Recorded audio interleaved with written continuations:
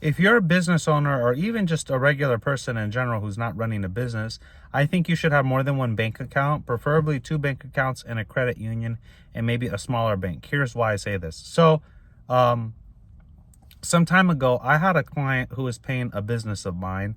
I'll change the names just out of respect. Let's call him Jack. And Jack wrote me a check to, let's say my company was called the Cleaning Man Service. But the way he wrote the check was the Cleaning Man's Services. So it was slightly different than the name that was given on the check. I mean, on the bank, the name was written slightly different. Now, I've had this customer for many years give checks.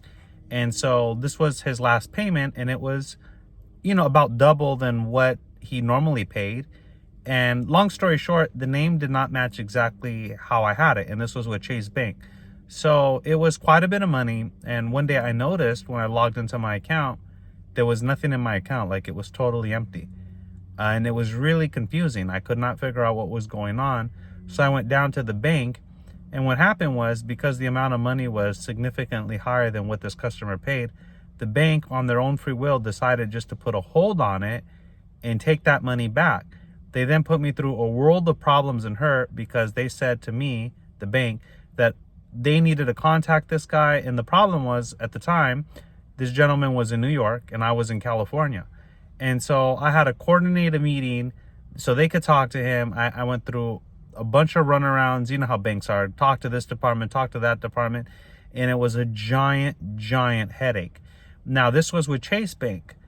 What I realized is Wells Fargo is not as picky as Chase when it comes to this. So Chase's rules were not Wells Fargo's rules. So in that event, I should have just deposited the check into my Wells Fargo account, but I didn't know at the time. Another example I can give you, I recently was going to open up a new business, and I took my paperwork and documentation to Bank of America.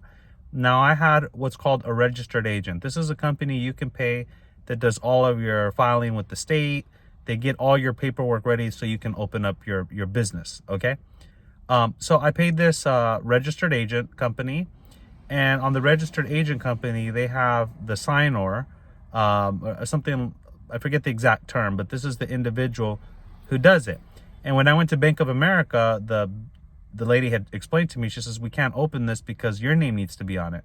So I called the registered agent back and I said, hey, the bank is not allowing me to open the account because my name needs to be on it. And this registered agent explained that's not how it works, because we have to sign, this is our person who's doing it.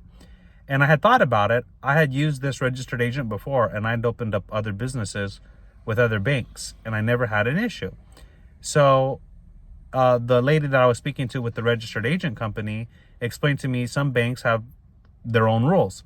So again, I took this paperwork down to Wells Fargo for a separate meeting, and there was no problem with it. But with Bank of America, there was an issue. So the reason I'm bringing all these stories up is because I do think it's valuable for you to have more than one bank account. And depending on how much money you have, it is good to kind of keep money in different accounts, because in the event if something happens, you can kind of become in a world of problems if your bank decides to hold the money or validate something. So to me, it's worth having more than one account. Another story was I had a small account with a very, very small bank, and there was an issue with a check. Again, the check was exceedingly high, and the bank basically shut it down real quick. And to make a long story short, if that was a bigger bank, that would not have been an issue.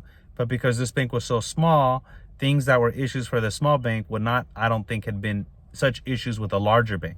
So again, these are my opinions. I do think it's wise to have more than one bank account. You can possibly get one like at a